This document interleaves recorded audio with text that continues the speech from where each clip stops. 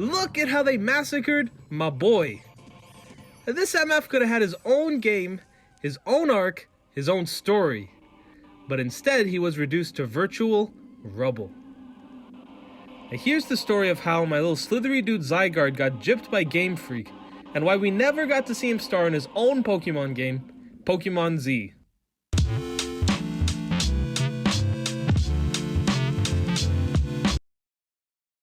When the Kalos region's ecosystem falls into disarray, it appears and reveals its secret power.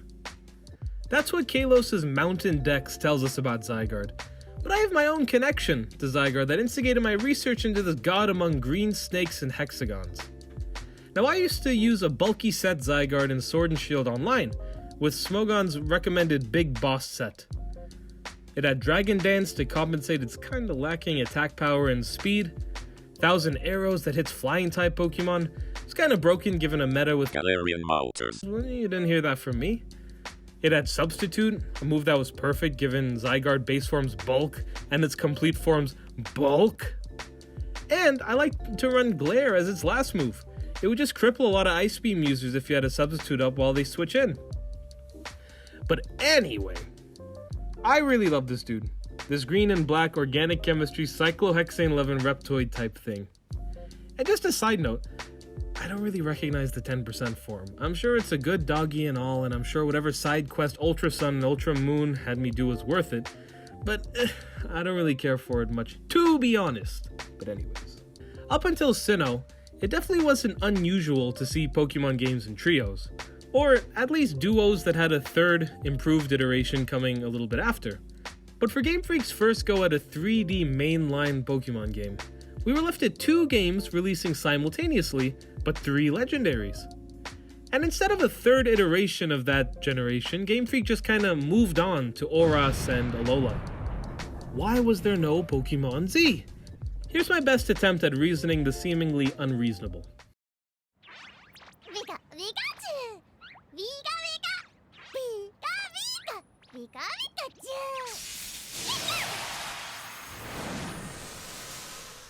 With the release of Pokemon X and Y in 2013, sales were absolutely booming. And the Pokemon X, Y, and Z anime arc in 2015 only bolstered fans' interest in the Parisian Kalos region, and thus the release of a new and improved sequel to both X and Y. The stage was set. Everyone was ready for the announcement of a Pokemon Z during Pokemon Day 2016. But hopes of a Pokemon Z were dashed pretty quickly with the announcement of a brand new generation, the Hawaii-based Alola region. Now, reactions were understandably mixed. Sure, you had fans asking why there wasn't a third iteration of the Kalos region, just like what, say, Game Freak did with Diamond, Pearl, and later Platinum. But you also had fans asking why, if no third version, there was no planned subsequent updates to the game's release. Now, this was a formula that had been shown to work. So what happened? Why skip Pokemon Z? The first thing I'd point to is Game Freak wanting the 20th anniversary of Pokemon, in 2016, to be something big. Even if there was a Pokemon Z planned, it was probably scrapped because it wasn't deemed gargantuan enough to warrant being the mainline Pokemon game released during this special time. The next big reason really just comes down to sales. Even though X and Y sold really well initially, history tells us that a whole new generation sells much better than a third installment, or even a pair of improved versions released on a later date. Sure, there's a pretty rational argument regarding the resources and time needed to be split between the Alola games and this third installment. Keep in mind that in between Kalos and Alola, there was also a remake of Hoenn in the form of Oras that came out only a year after Kalos.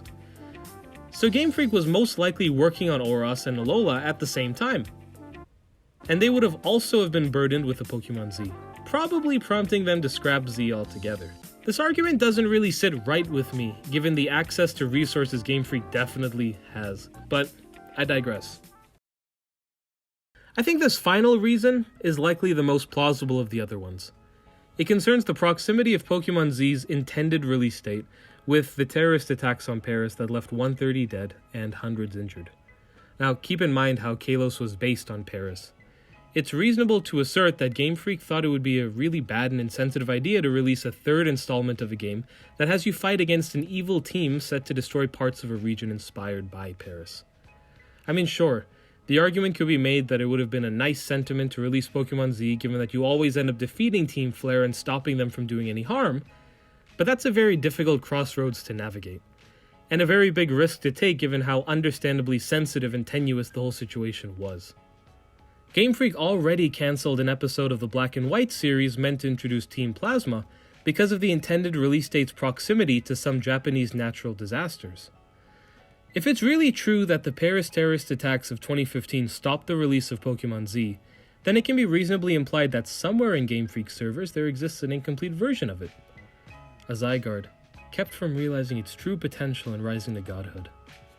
Maybe one day we'll get to see a Pokémon Z release on the Switch. Until then, consider my fingies crossed. See ya!